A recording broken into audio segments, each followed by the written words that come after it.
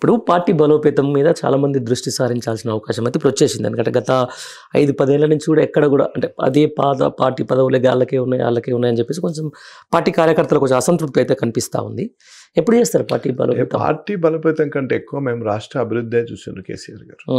కేసీఆర్ గారైనా, కేటీఆర్ గారైనా, హరీష్ గారైనా అందరు పార్టీకి సంబంధించిన పెద్దలు ప్రతి ఒక్కరు కూడా పార్టీ కంటే ఎక్కువ కూడా ఇట్లా తెలంగాణ ఎట్లా, ఎందుకంటే కొట్లాడి తెచ్చినాం కదా, దాని మీద ఎక్కువ బంధం ఉంది, ప్రేమ ఉంది, దీన్ని ఎట్లా ముందు తీసుకుపోవాలి దాని దృష్టిలో పార్టీ మీరు అన్నట్టు అది ఏమన్నా ఉంటే అది ఉండొచ్చు. కానీ జనరల్గా స్టేట్ కోసమే కదా. ఇప్పుడు టైం ఎక్కడ ఉంది?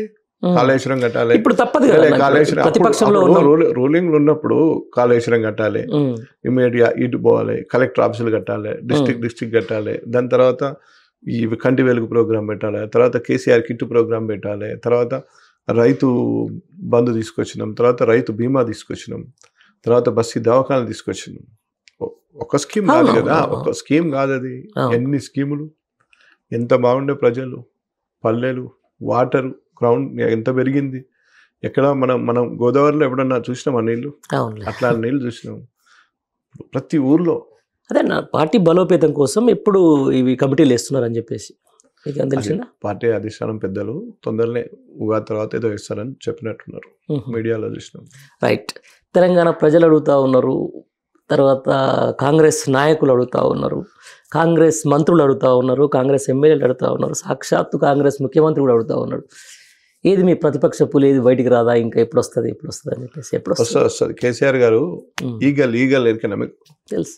ఈగల్ గద్ద ఈగల్ టైప్ ఉంటుంది. కేసీఆర్ గారు ఒక్కసారి బయటకు స్టార్ట్ అయిందంటే ఈ కాకి గోళలు కాకి పై నుండి వస్తూ ఉంటాయి, పైకి పోయినాం అనుకో ఆడ గాలి రాక కాకి కింద పడి చచ్చిపోతుంది. అక్కడక్కడ ఊర్లో కాకులు ఉంటాయి, మీరు చూడండి. అరే ఎందుకు పడిపోతుంది, దానికి ఏమి ఉండదు. అదేంటంటే వాళ్ళు కేసీఆర్ గారికి నుంచి రారా పోరానికి అనే అంత కేసీఆర్ గారు ఎప్పుడు వస్తారు, ఏమొస్తారు, వచ్చే టైంకి వస్తారు. వస్తా అని చెప్పింది కదా, తొందరనే ఉన్నది కదా. అంటే కేసీఆర్ గారు చూసింది ఏంటంటే వాళ్ళు కొంచెం టైం ఇద్దాము, ఎందుకు ముందే పోయి ఇప్పుడే కన్ఫ్యూజ్ చేయడం అని. మేము కూడా ఎక్కడ లగచర్ల అన్యాయం జరిగితే అక్కడ మాట్లాడాం, హైదరాబాద్ జరిగినప్పుడే మాట్లాడుతుంది తప్ప వాళ్ళ అభివృద్ధికి ఎక్కడ మనం వాళ్ళు చేస్తా అంటే ఆటంకం కలిగించిన ఎక్కడ చేయలేదు కదా. కేసీఆర్ గారు వస్తే వీళ్ళు తట్టుకోగలుగుతారా? ప్రజలు తట్టుకోగలుగుతారా? మీరు చూసింది కదా కేటీఆర్ గారు నిన్న సభ ఎట్లా ఉందో, కొస్గిలో సభ అంతా యూత్ వస్తున్నారు, పిల్లలు ఎక్కువ. అంటే ఇప్పుడు ఎన్ని రోజులు వీళ్ళు మభ్యపెట్టి యూత్నే ఇది చేసింది కదా, మళ్ళీ వాళ్ళకి అర్థమైంది తొందరలో. ఇప్పుడు మీరు చూడండి మొత్తం యూతే వచ్చేసారు. ఇప్పుడు మాకైతే 100,000 మంది అడుగుతారు, సార్ ఒకసారి కేసీఆర్ గారితో మేము ఫోటో దిగుతాం, మాకు అది ఏర్పాటు చేయాలి, ఒకసారి కేటీఆర్ గారితో మేము వస్తాం ఫోటో దిగు. 100 మంది. ఇప్పుడు నేనున్న ఈ నాల్విన్ కాలనీ కుక్కట్పల్లిలో ఒక 500 మంది అంటే ఇప్పుడు రారిపోదాం ఫోటోకు దిగుదాం అంటే ఉడికొచ్చేటోళ్ళున్నారు. నిజంగా ఒక ఫోటో అన్న వాళ్ళ జీవితాలకు సంబంధించిన దాని మీద ఎంత ఇన్ఫ్లుయెన్స్ చేస్తుంది. అదే అంటే వాళ్ళకి అంత అభిమానం ఉంది, అంత అభిమానం ఉంది కేసీఆర్ గారి మీద. కేసీఆర్ గారు ప్రజల హృదయంలో కేసీఆర్ గారు ఉన్నారు, కేసీఆర్ గారి హృదయంలో ప్రజలు ఉంటారు. అంతేనా? ఇది ఈ బంధం ఎప్పటికి పోదండి, అది చిరస్మరణీయం. అంతేనా? యావత్ ఈ తెలంగాణ ఉన్నంత వరకు కేసీఆర్ గారికి ఇంకెవరు ఇంకో లీడర్ రారు. అంటే ఎట్లా ఉండబోతుంది అన్న భవిష్యత్తు, బీఆర్ఎస్ పార్టీ భవిష్యత్తు? చాలా బాగుంటుంది. మళ్ళీ కేసీఆర్ గారు సీఎం అవుతారు ఈసారి. నిజంగా పార్టీ నమ్ముకునే వాళ్ళందరికీ న్యాయం దక్కుతుంది అనుకుంటారా? అప్పుడు కూడా దక్కింది, ఇప్పుడు కూడా దక్కుతుంది. దక్కలేదని కొంతమంది అంటున్నారు కదా. ఇప్పుడు పోయిన పార్టీలో పదవి అనుభవించి డిప్యూటీ సీఎం దాకా వెళ్ళినటువంటి కడియం శ్రేయర్ అంటున్నారు కదా. ఇప్పుడు ఆయన అన్ని పదవులు అనుభవించి డిప్యూటీ సీఎం అయ్యి అన్నీ ఆ వయసులో ఆయన ఒక ఎడ్యుకేషన్ ఫీల్డ్ నుంచి వచ్చి పెద్దవారు వారు నాకు దక్కలేదంటే ఇక వారికి ఏం చెప్తాం మనం? మీరే చెప్పండి ఒకసారి. వారికి ఎంత రెస్పెక్ట్ ఇచ్చారు కేసీఆర్ గారు, అంత పదవి అనుభవించిన వాళ్ళే నాకేం దక్కలేదంటే. అదే అంటున్నా, ఇప్పుడు బయట నుంచి వచ్చిన పార్టీలకు అంత గొప్ప గౌరవం ఇచ్చిన బీఆర్ఎస్ పార్టీ నిజంగా పార్టీనే నమ్ముకోనున్న 15 ఏళ్ల పాటు 20 ఏళ్ల పాటు నమ్ముకోనున్న మాకు న్యాయం దక్కలేదని కొంతమంది అంటున్నారు. 100% మనం ఒప్పుకోవాలి.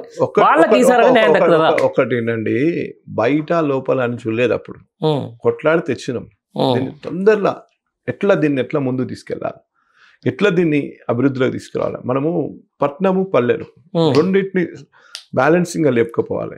సో అది చేసినాం కాబట్టి హైదరాబాద్ సక్సెస్ అయింది, అది చేసినాం కాబట్టి పల్లెలు సక్సెస్ అయ్యి తెలంగాణలో ప్యాడీ నెంబర్ 1 ఇండియాలో నెంబర్ 1 వచ్చింది. అది చేసినాం కాబట్టి హైదరాబాద్ లో ఈ ఫార్మా రేస్ వచ్చింది. ఉమ్, ఈ ఫార్మా రేస్ వచ్చాడు కాబట్టి సిటీలో హైదరాబాద్ మనం ప్రపంచంలో చూపించగలిగినాం. ఉమ్, సో దాన్ని కంటిన్యూటీ చేస్తుంటే బాగా వచ్చింది. అభివృద్ధి ఆటంకం కల్పించారు ఈ కాంగ్రెస్ పార్టీ. అంతే. అభివృద్ధి ఆటంకం కల్పించినట్టు మీరు అంటా ఉన్నారు, మేము ప్రజాపాలన చేస్తున్నాం అని చెప్పి వాళ్ళు అంటా ఉన్నారు. రైట్, ఏదేమైనా ప్రజాపాలన అని సీఎం గారు ఎన్ని రోజులు ప్రజలు ప్రగతి భవన్లో దరఖాస్తులు తీసుకున్నారు, ఎన్ని రోజులు వారు ఆ కూర్చున్నారు, ఎన్ని రోజులు మంత్రులు కూర్చున్నారు, ఎన్ని సమస్యలు సాల్వ్ అయినాయి చూపించచ్చు కదా ప్రజలకు. బయట చేస్తే ప్రజాపాలన అన్నప్పుడు ఎన్ని చేశారు మీరు? మరి మీరు ప్రజాపాలన అన్నప్పుడు కంటి వెలుగు ప్రోగ్రాం ఎందుకు బంద్ పెట్టారు? కంటి వెలుగు ప్రోగ్రాం ఎందుకు బంద్ పెట్టారు?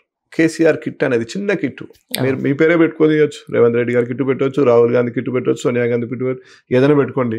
కానీ ప్రజలకు ఇవ్వాలి కదా. 100%. ప్రజలు చిన్న మేమేమైంది 13,000 రూపాయలు అమ్మాయి పుడితే, అమ్మాయి 13,000 2 చీరలు, జాన్సన్ సోప్స్, ఆయిల్ అవన్నీ కొన్ని వాళ్ళు ఇమ్మీడియట్. సో దానివల్ల ఏమైందంటే లో లెవెల్లో గవర్నమెంట్ హాస్పిటల్ చేసుకునే వాళ్ళకు అది అలవాటు చేస్తే ఆ సోప్స్ అయిపోగానే ఆ సోప్ కవర్ పట్టుకుపోయి నాకు ఇట్లాంటి సోప్ కావాలని కొనుక్కొచ్చుకుంటారు. అది ఎంత మంచి scheme. Plus delivery government hospital తీసుకుపోయి ఇంటికాడ దింపడం, దాన్ని బంద్ చేయకూడదు కదా. బ్రేక్ఫాస్ట్, పిల్లలు బ్రేక్ఫాస్ట్ స్కూల్లో ఉంటే వాళ్ళు చదువుకుంటారు, ఎదిగే వయసు. కేసీఆర్ న్యూట్రిషన్ కిట్ అంటే గర్భవతులకు 2-3 నెలల ముందు నుంచి ఇచ్చే కిట్. దానివల్ల ఏమైంది, ఇక్కడ తెలంగాణ పుట్టే బిడ్డ హెల్తీగా పుట్టేటోడు.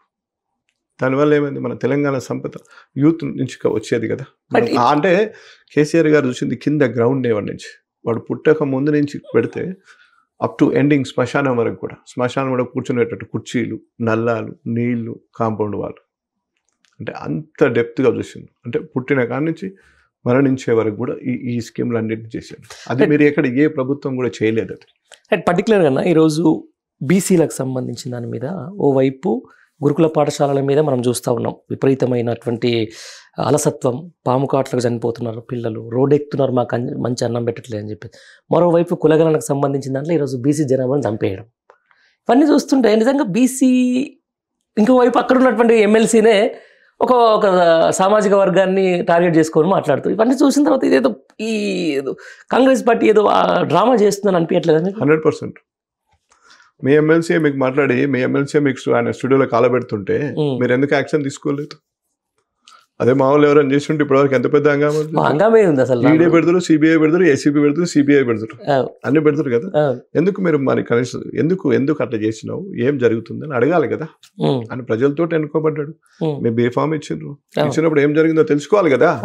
తెలుసుకునే మీకు ఉంటుంది కదా, మినిమం రూల్ కదా. ఒక ఎమ్మెల్సీ గారు వారి భాష ఆడ మాట్లాడడము, ఎందుకు మాట్లాడినావు, ఎందుకు కాల్ చేసినావు, ఎందుకంటే అసెంబ్లీలో చర్చ జరుగుతుంది, దాన్ని కాల్ చేశాను అంటే అంత ప్రజాధనం వృధా అయిపోయింది కదా, దాని వాల్యూ పోయింది కదా. దాని మీద ఏం యాక్షన్ తీసుకున్నారు? ఎక్కడ ఉంది కంట్రోల్? కంట్రోల్ లేనప్పుడు ఎట్లా ఉంటుంది అభివృద్ధి? ఎక్కడి నుంచి వస్తుంది? సీట్ కంట్రోల్ లేనప్పుడు మిగతా ఇండస్ట్రీస్ ఎట్లా వస్తాయి? అన్నీ ఉంటాయి కదా, ఒకదానికి కనెక్టివిటీ ఉంటుందండి. పండ్రి గారు 100% ఇది బాగుంటేనే అది ఉంటుంది, అది ఉంటే ఇది ఉంటుంది. ఇండస్ట్రియలిస్ట్ రావాలంటే నాకు ఎవరిస్తారు, ఏ మంత్రి ఇస్తారు, ఎక్కడ ఇస్తారు, ఎక్కడ టైం దొరుకుతుంది, ఇవన్నీ చూస్తారు. ఒకదానికి కనెక్టివిటీ ఉంటుంది. అంతేనా? ఫైనల్కి వచ్చిన లాస్ట్ మొన్న దావోస్ నుంచి వచ్చిన 1,79,000 కోట్లతోటి తెలంగాణ రాష్ట్రం ఎంత అభివృద్ధి చెందబోతుంది? సీఎం గారు పెళ్లి చూపులు అయినా అన్నారు కదా, మరి అది లగ్న పత్రిక అయితే ఎప్పుడైతుందో, ఎంగేజ్మెంట్ ఎండాకాలంలో పెళ్లిలు అవుతుంటాయి కదా, ఎంగేజ్మెంట్ పెళ్లిలు అవన్నీ ఎప్పుడైతే చూసినాక అప్పుడు ఆలోచిద్దాం. అప్పటిదాకా ఓన్లీ పెళ్లి చూపులు అని వాళ్ళే చెప్పారు. అంటే మనం చెప్పడం కాదు, నేను చెప్పడం కాదు, మీ మీడియాలో పత్రికలలో అన్నిట్లో చూసాం పెళ్లి చూపులు అయినాయి. మరి ఎంగేజ్మెంట్ కావాలి, లగ్న పత్రిక కావాలి, పెళ్లి కావాలి, ఫంక్షన్ హాల్ దొరకాలి, చూద్దాం. అంతేనా? మీ షేర్లింగపల్లిలో ఏం లేవు పెద్ద ఫంక్షన్ హాల్? వాళ్ళే బుక్ చేస్తారు, గవర్నమెంట్ బుక్ చేస్తారా?